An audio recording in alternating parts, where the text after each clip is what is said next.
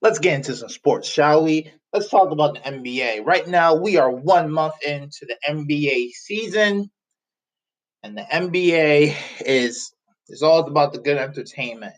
I want to, you know what? I want to get into the Draymond Kevin Durant fight. I want to talk about Kevin Durant. Um, so they had a fight a couple games ago.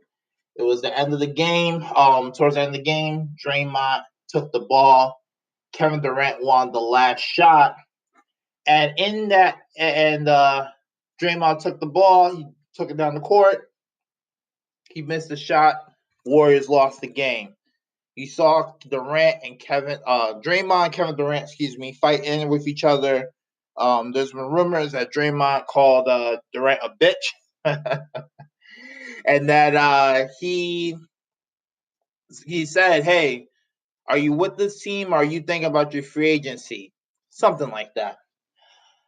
I found that fight to be very interesting. And the reason I find it interesting because I think that fight solidifies that it is the end of Kevin Durant's era in the Warriors.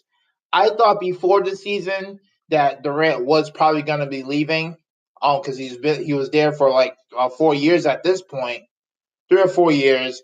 He's won two. He's probably going to win the third this year, so he's going to have three championships. And I do think that Durant was probably thinking about his legacy and be like, all right, maybe I got to move on. I think Draymond has kind of pushed those gears into motion. And I agree with Draymond. I mean, listen, for those who don't know, I mean, obviously the Warriors were winning without Durant. They won 73 games without Durant. They won a championship without Durant. It was Curry's team. I still believe it's Curry's team. It's very different than the situation with LeBron with the Miami Heat because when LeBron went to the Miami Heat, the Heat were a playoff team. They were first round in the playoffs. They were doing okay. And it was Dwayne Wade's team. But when LeBron came over, Dwayne Wade told LeBron, "This is your team. Take over." This has never been the case with the Warriors. Clay, Draymond, some Iguodala, some of the guys that are still on that team, they know it's Curry's team. And at not one point have I heard that Kevin Durant, you take over this team. And I always have this conversation with my little brother. He always says, which I believe is true, damn, I really would have liked to see how this Warriors team was without Kevin Durant. Because when Curry was red hot during that MVP season, when they were winning 73 games, Curry was on another level. People were talking about Curry as the face of the league besides LeBron. And I think Kevin Durant kind of came and squashed all that. And then Curry has been battling injuries. But I do feel there's a lot of people in Warriors circles who believe if Kevin Durant were to leave, the Warriors will still be winning. I mean, I think there's been a lot of subtle jabs towards Kevin Durant over the years that he did a punk ass move by going over to the Warriors, which won 73 wins, that had a 73 win season, barely lost a championship game, being the all-time Jordan Bulls record of 72 wins, that Kevin Durant took the easiest route, sort of as a mercenary, to win a championship. I do think that when they recruited Durant, at first they were like, it was a long shot. They're like, okay, let's throw a ball in the air, let's see what happens. I think when Durant actually signed with the team, I bet the others were like, holy shit, this guy's really doing it. And I'm sure some of them kind of felt the way like, oh, like, listen, we'll take Kevin Durant. We're happy to have him as a teammate. But I'm sure within their inner circles, I'm sure they're like, wow, that's kind of a punk move for Kevin Durant to come to the Warriors. I mean, he gave up a 3-1 lead against us. I mean, this was really our only threat in the West. Because I really, when Durant was with the Thunder and playing with Westbrook, they gave up that 3-1 lead. I really thought next year the Thunder can go and bang with the Warriors and beat them. We got robbed of that. So I think a lot of the guys in the Warriors brass were like, wow, like he's really signed with us. That's awesome. But like, damn, that's kind of a punk move on his part. I hope he's ready for the backlash. And let's be honest, Kevin Durant has never really fully recovered from the backlash that he's received from the fans, from people all around the league. I mean, Fans have called him a cupcake for being how soft he is, a snake for pretty much going on the Warriors team. He's had feuds with different players around the league. During the summer, he was on the Trailblazers show. CJ McCollum, he's a shooting guard for the Portland Trailblazers. He's kind of the tag team partner of Damian Lillard in that backcourt. Kevin Durant went on the podcast, and they were joking about Kevin Durant was trying to make a jab at CJ McCollum, being like, "Oh well, don't worry about teams at the top like the Warriors. You guys haven't made it there yet." And then CJ McCollum was like, "Well, the reason why it's so impossible at the top is because you joined that team. You made the team. You made the league uncompetitive. You guys have a super team." So he's heard. I mean, Durant has heard jazz from players, ex-players like Charles Barkley being like, "This is a punk move."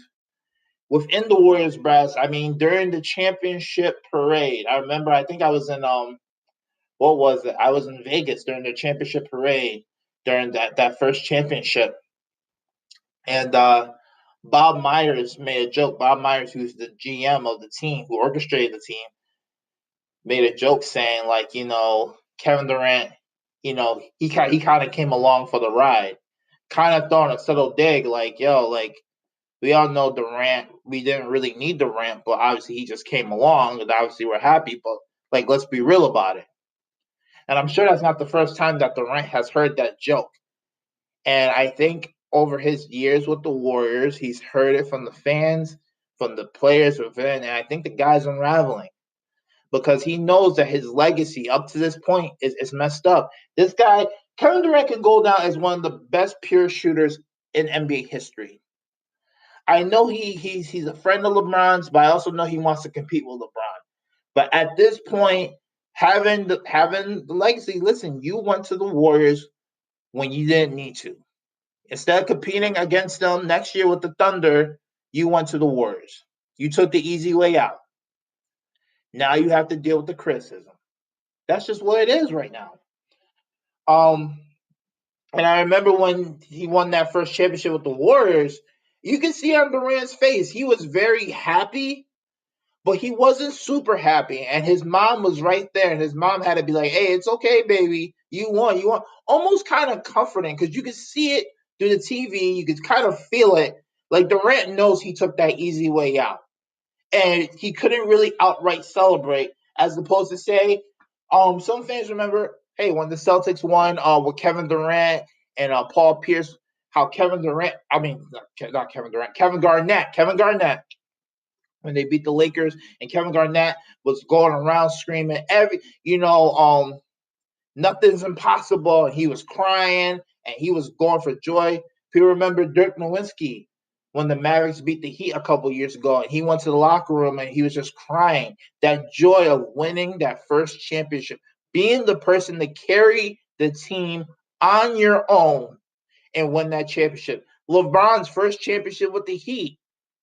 Yes, he had Dwayne Wade and Chris Bosh, but let's be honest. The Heat said very honest, LeBron, if you want this ship, you got to carry the team. And LeBron did that. In no situation has Kevin Durant had to really carry the Warriors. Yes, he may have got. See, I think with Kevin Durant, he's not. How should I say this? I don't think he is an alpha. I don't think he's an alpha. I don't think he can carry a team. And I'm going to speak on that for a moment. But you just see throughout the Warriors wins, Kevin Durant, he gets his points. But he has Curry, Steph Curry, who's a top 5 player. You have Klay Thompson, who's a top 10 player. Very underrated, I say. And Draymond Green. And Iguodala, who used to be an all-star in Philly. So Durant never really had to struggle and really had to put the team on his back. Because when he had to do it in OKC, they choked that 3-1 lead. So that brings it to present day. You have the Draymond Durant fight. I just wanted to give people a backstory. I'm sure a lot of people who listen to my show are sports fans. They know about Kevin Durant. But just give a little backstory, maybe some oh yeah moments of stuff you may have forgot. We go to this Draymond Durant fight right now. We go to this Draymond Durant fight. They're bickering. Draymond gets suspended. But honestly, Kevin Durant is unraveling right now. He's unraveling at this moment. Let's be honest. After that Draymond fight, a reporter asks him about the situation with him and Draymond. He comes out and says, "Don't ever ask me about that again." I'm sorry. I didn't know Kevin Durant was all of a sudden a badass tough guy. A few games ago, the Warriors are playing the Mavericks. He goes up to the front row where the fans are sitting, I think lower level. He goes to one of the fans heckling him. He's like, "Just shut the fuck up and enjoy the game." This Kevin Durant, he's been in the league almost 10 years at this point. How many years has this guy been? So this guy has not. This is a guy who knows the NBA road. He's been in the league for a long time. He's a veteran at this point. So why is he flipping out on fans right now? No point. No point to be flipping out on fans, to be lashing out at reporters. I think this guy is very sensitive.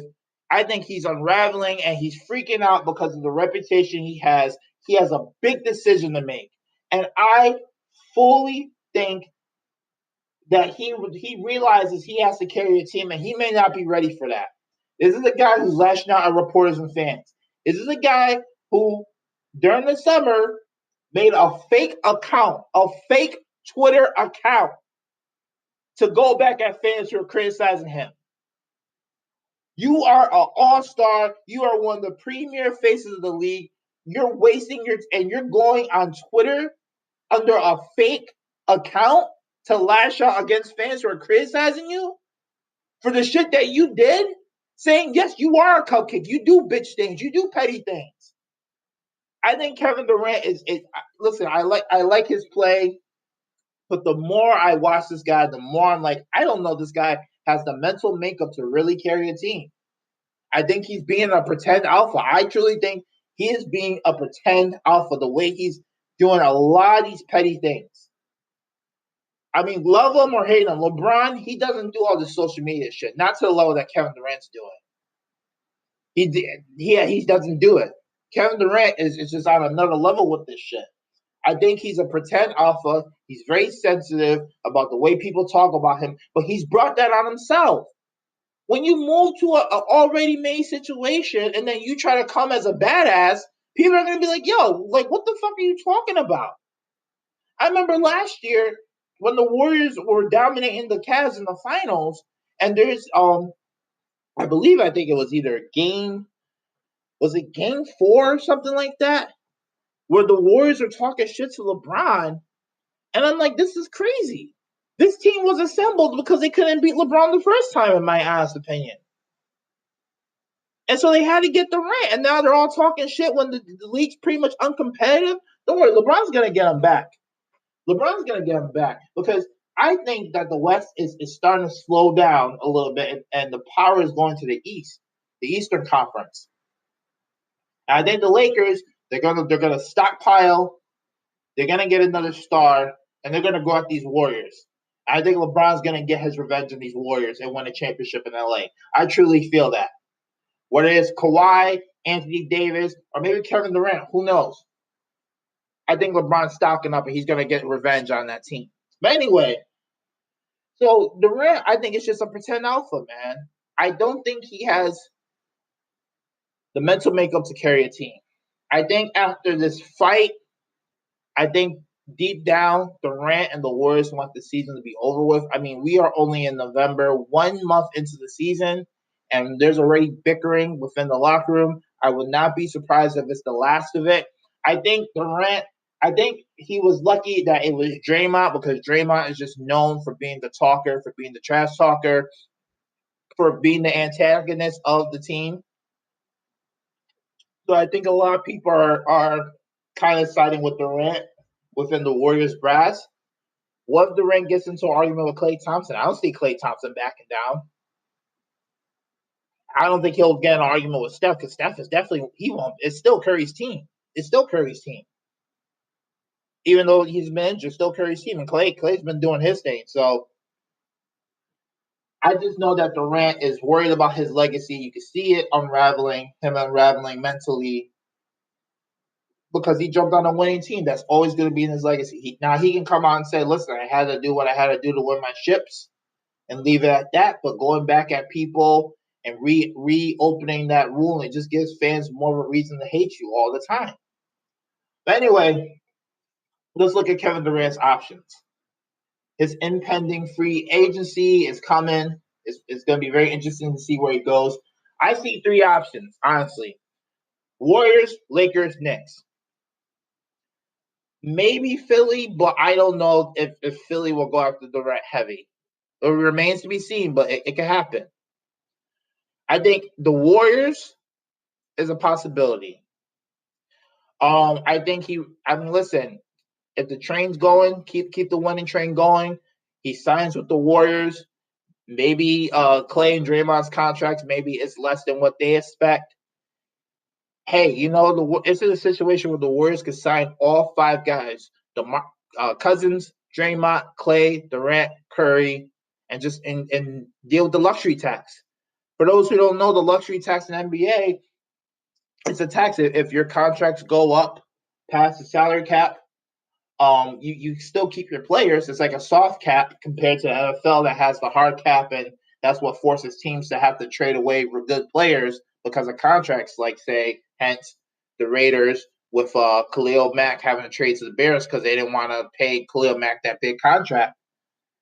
So the NBA kind of has that soft cap, allowing teams to keep their star players, but you have to just pay a tax on it. But the Warriors are moving into a new stadium. They're moving from Oakland to San Francisco in a brand new stadium that's going to give them more seats, more money. So they could probably offset that luxury tax for the next, 3 to 4 years and keep winning championships and really go down as a really, really great dynasty. So even with all this bickering with Draymond, Durant might decide, hey, I'm just going to stay and try to be one of the best teams of all time. Like the 80s, like the 60s Celtics, the 80s Lakers and Celtics, 90s Bulls, the Bad Boy Pistons, the Spurs, the Tim Duncan Spurs, the Lakers with Shaq and Kobe. Just go down that way. Manera dynasty. You also have the Lakers. I know this is blasphemous to hear, but let's be honest. LeBron and Durant are great friends.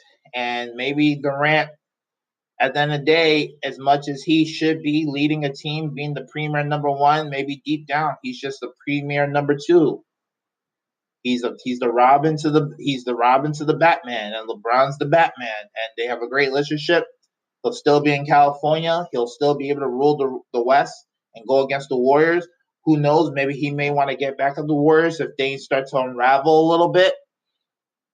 But if he went to the Lakers, forget about it. His legacy is shot. He might as well just accept that, listen, I can't carry a team on my own. I am not the alpha, but I won a bunch of championships. And that would be his legacy. He just has to live with that. See, that's the thing. If he can live with that fact, then it's not such a bad thing to make these moves. But I think because he's so sensitive about it, it's like, well, then you might as well carry a team on your own. And if he's going to carry a team on his own, I think he needs to go to the New York Knicks. I think to be in the New York market and carry a Knicks team to the finals would be legendary.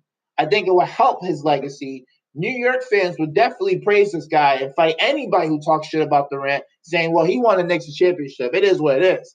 And it'd be very similar to LeBron's path of how LeBron went to Miami, won his championships, and won to Cleveland, won his championship. Durant had to go to Golden State, learn how to win, get his chips, and then took New York to the championship. It's very possible. Yes, the East is getting tougher, but if you're looking at the standings right now, right now you have the Raptors, the Sixers, the Bucks, the Celtics as the premier contenders right now. Durant with Porzingis, they got Dave Fizdale as the coach. Maybe they get Zion Williamson. That guy from Duke, he's playing amazing. That guy is going to be a force in the NBA. He just got to, keep fine-tuning his game at Duke, which he is. Or he gets one of his Duke teammates, RJ Barrett, and there's another one that I can't, it doesn't come to mind right now. I think his name is like Craig, either Marquise, no, not Marquise Bolden. I think it's Craig something. But anyway, regardless, that could be the squad. That could be that's a good big three. That'll get the town buzzing, and he could do some things. Oh, I think the name is Chad Reddish. Chad Reddish is the guy I'm thinking of. Yeah, and that could be what it is right there. That could be what it is. That could be the squad right there. And Durant could bang with players in the East. He still avoids LeBron in the West. I mean, he could leave the West and be like, hey, the West, that's all LeBron, the Warriors. I'll let them butt heads. The East, I think I can take them on. Yeah, there's stars in the East, but I'm the most battle-tested vet. And if Kawhi goes to the Lakers or to the Clippers, hey, Durant has the easier chances. I think Kawhi is going to be a factor. So those are his options. I think it'll be very interesting to see where Durant goes. But I think Durant, he has to cut the shit out with the petty shit on Twitter and Reddit and internet going at fans. Has to cut that shit out. You're a premier player. You want people to respect you like you're LeBron and Curry. You got to act like it.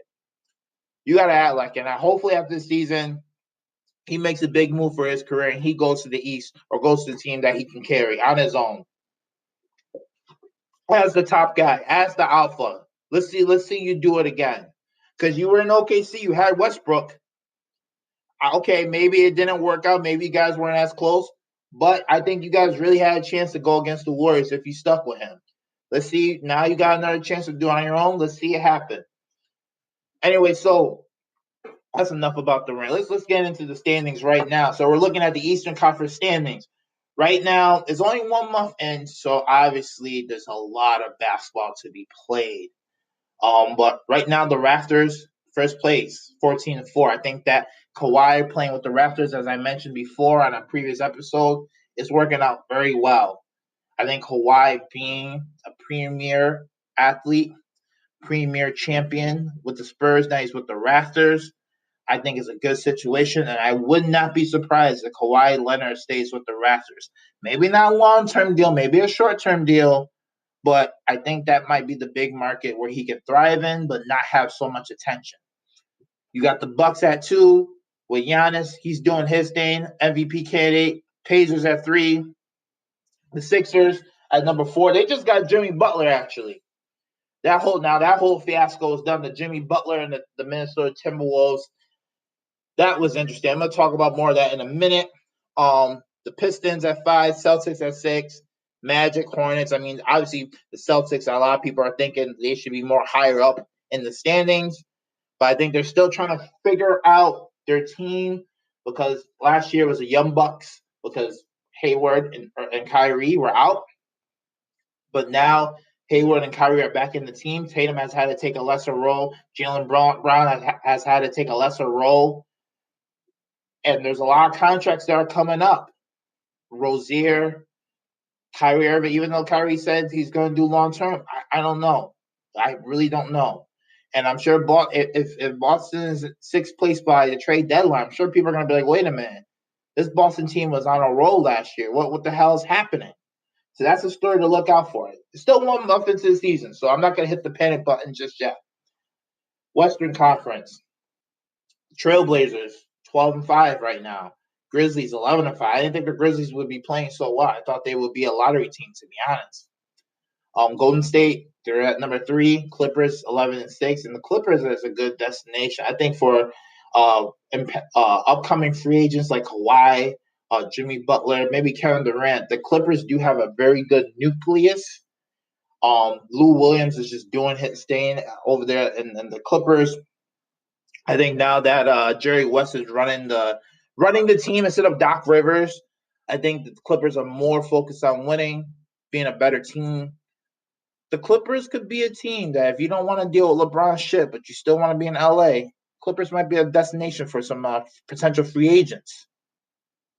OKC at number 5, Nuggets at 6, Pelicans at 7, Lakers at 8. So you got the Rockets. They're kind of outside a little bit. T-Wolves.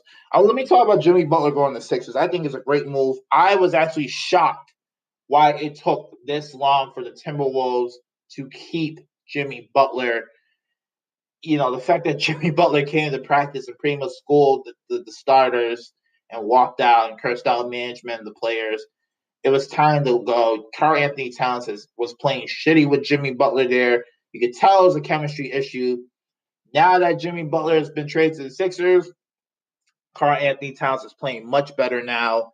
I still have a little bit of questions with Karl-Anthony Towns, to be honest. I am a little hesitant. I don't know if he is a guy that can carry a team to the championship. That's the thing with the NBA, is that there's a lot of star players out there, but there are a few players that you think are alphas. You think they're number ones that can carry a team, like LeBron, Steph Curry. But then, as you find out later in the careers, they're like, no, these guys weren't. These guys are more of good number twos, pretending to be number ones. They're not guys that can carry a team to a championship, but they are a good second piece to a team to contend. That's just how it is. I mean, we look at a great example, Jordan and Pippen.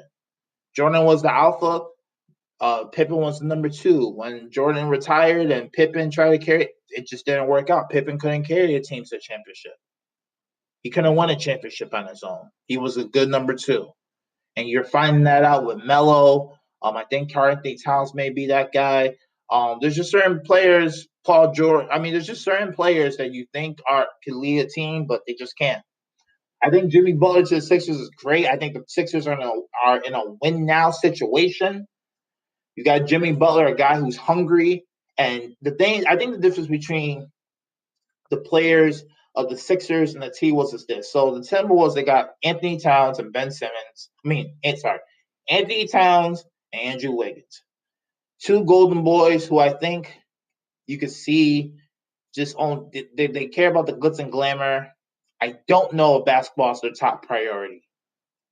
You can kind of see at some points, because when Jimmy Butler was injured towards the end of the season, and it was the first round of the playoffs, there was the Timberwolves versus the Rockets.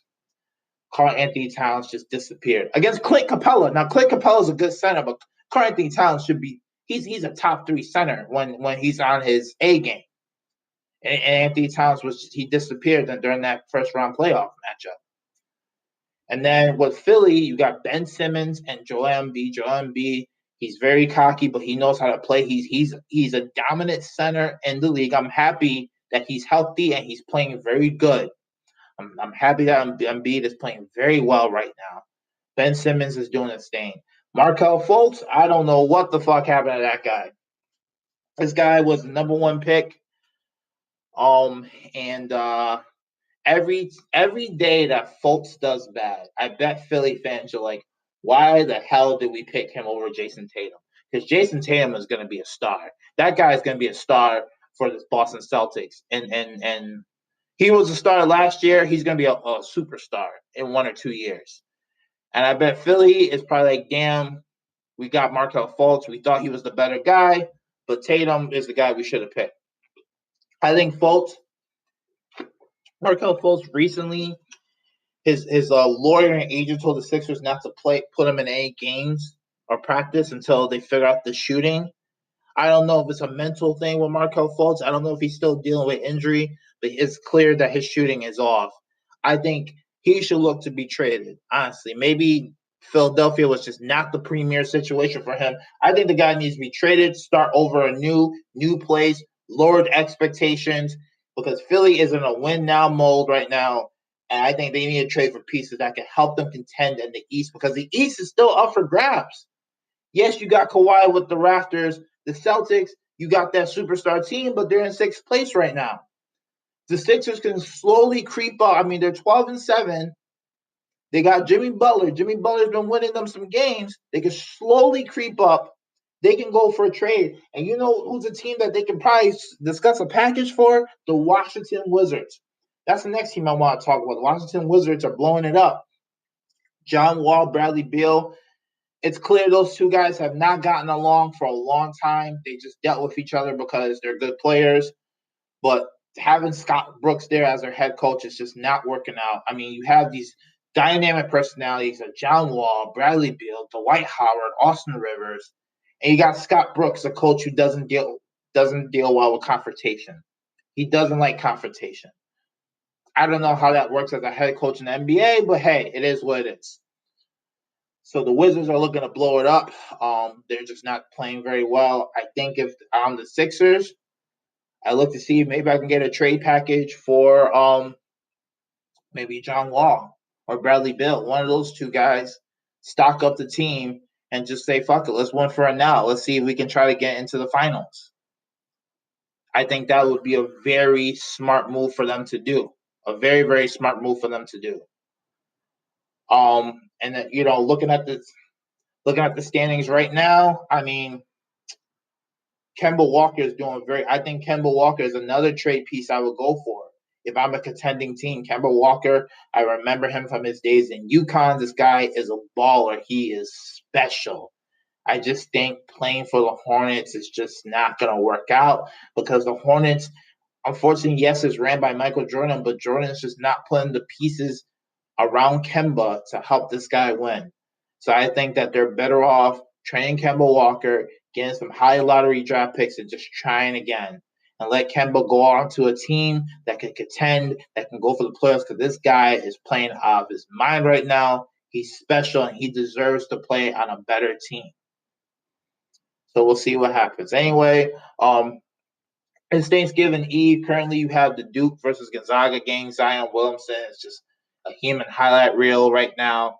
He's getting a lot of people focusing on college basketball again, which I think was needed because I know the past few years, I mean, yeah, you had Trae Young. He was doing his thing, so I'm not going to discredit that, but I think a lot of people are tuning in just to see the Zion guy because this is clearly another guy who really should not be in college. He should have been able to go straight to the NBA, in my opinion. But he's doing his one and done year. I mean, Duke has a stacked team. 3 of those guys are going to go into the NBA as lottery picks, so I'll be interested to see what happens. And one last thing I want to talk about the NBA, LeBron James. Actually, we've been 30 minutes talking about the NBA. I haven't talked about LeBron James. He is going to play in Cleveland tonight, actually. He is going to play in Cleveland tonight. It's his first game back to Cleveland since going to LA tonight at 8 p.m. I'm gonna try to check some of that out. I do think the fans of Cleveland are going to give him a standing ovation. I don't think there's going to be any animosity because how could there be animosity versus this guy? This guy came in and he won the championship, which he promised. He tried to win multiple, but hey, Kyrie left. And we all saw what happened last year. LeBron carried that team to the finals, and it was really LeBron and a bunch of scrubs. I know Kevin Love is kind of an all-star and he's all right, but Kevin Love's just been injury prone. You can see that he's not mentally into it as he used to be. That team, they're trading J.R. Smith. They're moving on. So LeBron really did some special work to carry that team through the Eastern Conference into the finals. He did all that he could, and he's still helping out the Cleveland. I mean, he opened the school for God's sakes. So I think he's going to get a standing ovation. I think Cleveland's moving on. LeBron's happier. So it is what it is. But anyway, that's my recap on the NBA 1 month in. Let me know your take on it. Let me know what you feel the state of the NBA right now, especially Kevin Durant. Where is he going? And yeah, I'll be interested to see what happens going forward.